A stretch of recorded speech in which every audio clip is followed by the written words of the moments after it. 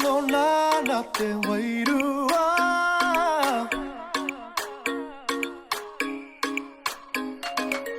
Ko ia ko ka hina wana wa Tēnā tātou katoa e hui mai nei.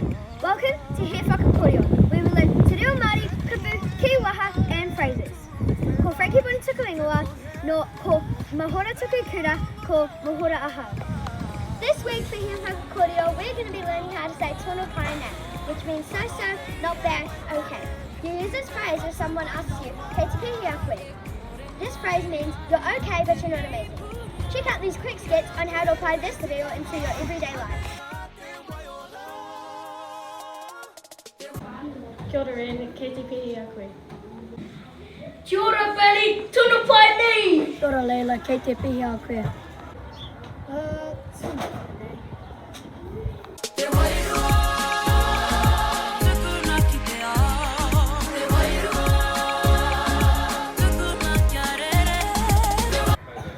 Ngā mihi nui to everybody watching He Whaka Kōrero, kia kaha te reo.